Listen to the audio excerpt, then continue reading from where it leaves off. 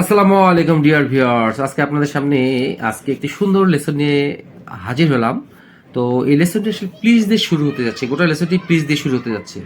তো এই লেসনটি প্লিজ দিয়ে শুরু হতে যাচ্ছে। চলুন দেরি না করে লেসনটি শুরু করা যাক। প্রথমে আমরা একটা শুরু করার আগে দেখি এই এসবি মানে আমরা যদি বাক্যে খুঁজে পাই তাহলে বুঝতে হবে এটা সামবডি বুঝাইছে, এসটি এসে সামথিং কি বুঝাইছে। তো প্লিজ হচ্ছে কাউকে আনন্দিত করা বা সুখী করা, মানে মেক সামবডি। এই যে এসবি, এই এসবিটি হচ্ছে এই সামবডি, কাউকে সুখী করা। প্লিজ অর্থাৎ স্যাটিসফাই সামবডি সামথিং, কাউকে সন্তুষ্ট করা। As one please, as one wants, as one likes অর্থ হচ্ছে যেমনটা কেউ চায়। ইফ ইউ প্লিজ ভদ্রতা প্রকাশ করে কাউকে কিছু করতে জিজ্ঞাসা করা। প্লিজ দ্য আই দেখতে অনেক আকর্ষণীয়, মানে very attractive to look at. Please god গভীরভাবে আশা করা, যেন বা যে কিছু হবে বা ঘটবে বা কিছু যে হবে এই বিষয়ে সেই খুব আশা করা। প্লিজ হচ্ছে ভদ্রতা প্রকাশ করে কিছু গ্রহণ করা। প্লিজ হচ্ছে কেউ খারাপ কিছু করছে তা বন্ধ করতে তাকে বলা, বা tell somebody to stop behaving badly, কেউ কিছু খারাপ কিছু করছে বা নিষেধ করা তাকে আর কি ভদ্রভাবে। প্লিজ ভদ্রতা প্রকাশ করে কাউকে কিছু করার জন্য অনুরোধ করা, হ্যাঁ, বা ভদ্রতা প্রকাশ করে কিছু চাওয়া। এটাও করা যেতে পারে। হ্যাঁ, এখন দেরি না করে লেসনটা শুরু করা যাক। কাউকে আনন্দিত করা বা খুশি করা,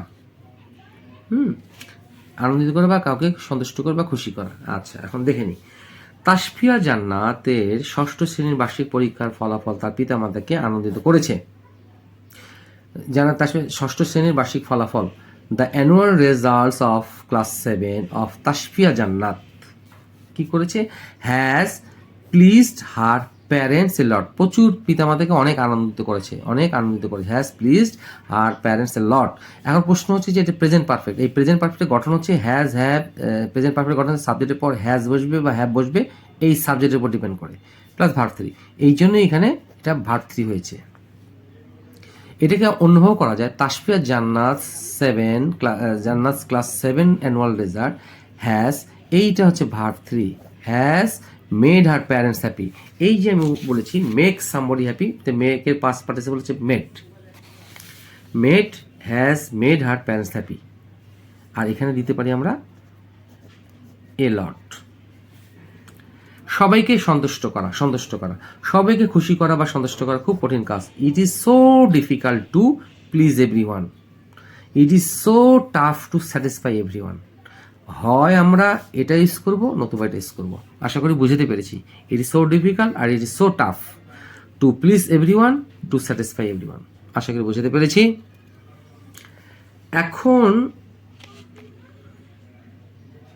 পরেরটাতে আসতেছি, 3 নাম্বার এক্সাম্পল।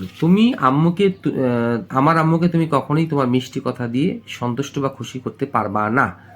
আচ্ছা, এখন আমরা জানি এই can be able two plus verb 1, যার অর্থ হচ্ছে তে পারবা, তে পারবো, তে পারবা, তে পারবেন, এরকম অর্থ প্রকাশ করতে ক্যান বি অ্যাবেল টু প্লাসের সঙ্গে ভার্ব 1 বসে। আচ্ছা, মাফ করবেন, you can't be able to please my mother, তুমি আমার আম্মুকে কোনোভাবেই সন্তুষ্ট করতে পারবে না কি করে, তোমার মিষ্টি কথা দিয়ে, মানে বাই ইয়োর ইন্টাইসিং ওয়ার্ডস, মানে মিষ্টি মিষ্টি কথা দিয়ে, অথবা বাই ইয়োর সুইট ওয়ার্ডস। হয় আমরা এটা ইউজ করবো নতুবা আমরা এটা ইউজ করবো। আশা করি বুঝতে পেরেছি। এখন আসি আমরা as one please, as one wants, as one likes, মানে যেমনটা কেউ কোনো ব্যক্তি চায়। এখন দেখি আমরা যেমনটা কেউ চায়, তোমার যেখানে ইচ্ছা তুমি সেখানে যেতে পারো, মানে you can go wherever, যেখানেই, you please, you like, you wish, you want, যে কোনো একটা বসালে চলবে। হয় এটা বসাবো নতুবা এটা বসাবো, নতুবা এটা বসাবো, নতুবা আমরা এটা বসাবো। আশা করি বুঝতে পেরেছি। এখন পরের পেজে চলে যাই আমরা।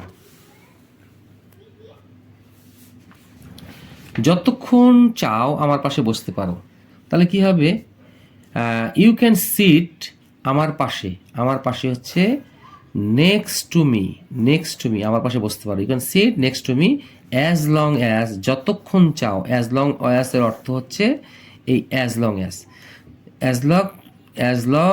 অ্যাজ ইউ ক্যান, যতক্ষণ পারো, যতক্ষণ তুমি মনে করো, as you like, as long as you can, as long as you please, as long as you like, as long you want।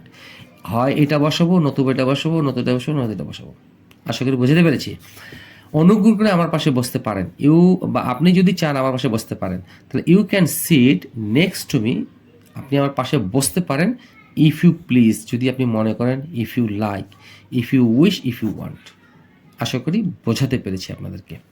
7 নম্বর এক্সাম্পলটা কি, আপনি যদি চান টিকিট কাউন্টারে লাইনে দাঁড়াতে পারেন। ইউ ক্যান স্ট্যান্ড লাইনে, লাইনে অর্থ ইংরেজি হচ্ছে in the queue, in the queue, লাইনে দাঁড়াতে পারেন কোথায়?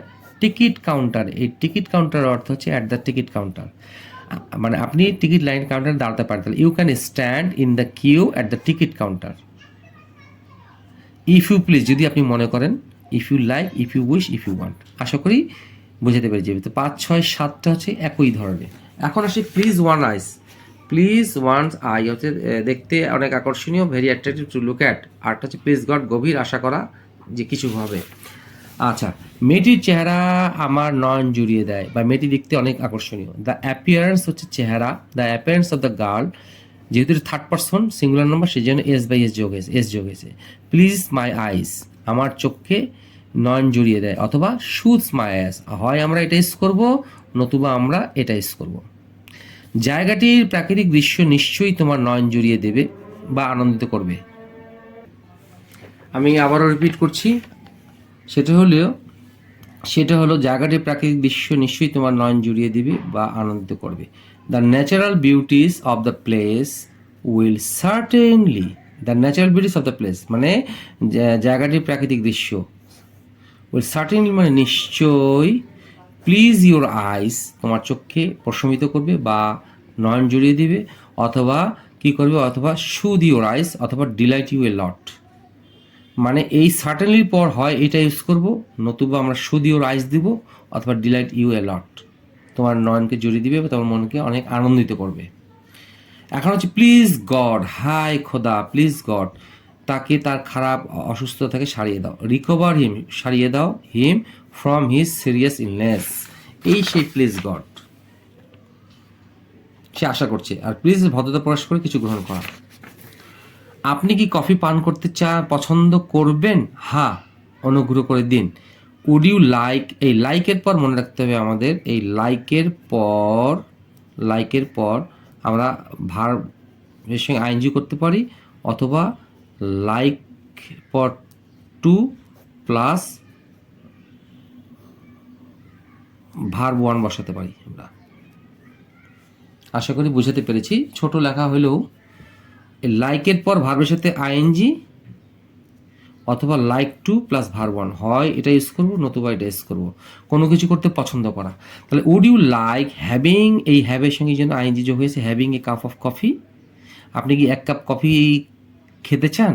ও হ্যাঁ, ইয়েস প্লিজ। এই সেই অনুগ্রহ কিছু চাওয়া। তোমার কি সাহায্যের দরকার? হ্যাঁ, অনুগ্রহ করেন। Would you like some help, এখানে যেহেতু ভার্ব নাই সেই জন্য আমরা সরাসরি সাম হেল্পের কথা বলেছি, যেহেতু কিছু সাহায্যের দরকার। Would you like some help, আপনাকে সাহায্যের দরকার? ইয়েস প্লিজ, করতে পারেন। এখন হচ্ছে প্লিজ, কেউ খারাপ কিছু করছে বা মন্দ কিছু করছে তা বন্ধ করা, রাগ করে বলে যে প্লিজ এটা বন্ধ করেন, এরকম অর্থে এটা প্লিজ ব্যবহার করা হচ্ছে। আমরা সেন্সটা দেখি কি সেন্সে, 13 নম্বর এবং 14 নম্বর। সুমি, অনুগ্রহ করে বাদ দাও রে বাবা, এটা বন্ধ করো। আমরা বলি না ভাই প্লিজ এটা বাদ দেন, এই তখন তার নাম বলার পর এক্সক্লেমেশন চিহ্ন, তারপর প্লিজ। সুমি প্লিজ, এটা এইভাবে করা যেতে পারে, অথবা এইভাবে করা যেতে, Sumi please stop doing it, এটা করা বন্ধ করেন। হ্যাঁ বলে অনেকে বলতে পারে যে এই যে লিখেছি স্টপ টু প্লাস হচ্ছে ভার্ব ওয়ান, আর স্টপ প্লাস ভার্বের সাথে যোগ হচ্ছে কোনো কিছু করা, বন্ধ করা বা হওয়া। এটা মনে রাখতে হবে এই স্ট্রাকচারটা। Sumi stop doing it. Rocky, এটা বন্ধ করো, আমি লেখাপড়ায় মনোযোগ দেওয়ার চেষ্টা করছি।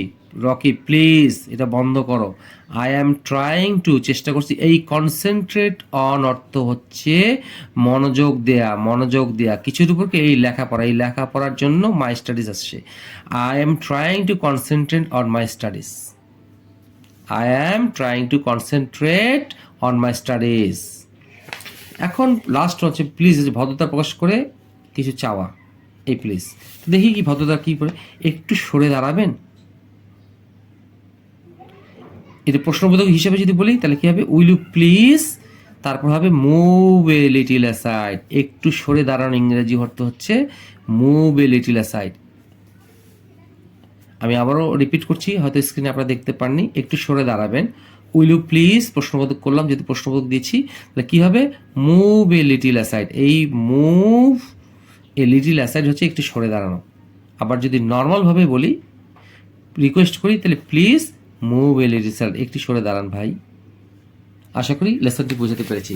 তো ভালো লেগে থাকলে অবশ্যই লাইক শেয়ার কমেন্টস করবেন। এই লেসনের মাধ্যমে আপনারা এই প্লিজ সম্পর্কে অনেক ভালো ধারণা পেয়ে যাবেন, যদি আপনারা খুব পুঙ্খানুপুঙ্খানু বা খুব ভালো করে ভিডিওটি না টেনে দেখেন। তো যারা সাবস্ক্রাইব করেছেন তাদেরকে অসংখ্য ধন্যবাদ, ইতিমধ্যে করেছেন তাদেরকে অসংখ্য ধন্যবাদ। যারা এখনো করেনি তাদেরকে রিকোয়েস্ট করছি তারা যেন লেসন শেষে দেখে ভালো লাগলে লাইক করবেন এবং সাবস্ক্রাইব করবেন, আশা করি, এটা আশা করছি। তো ভালো থাকবেন, সুস্থ থাকবেন। আসসালামু আলাইকুম।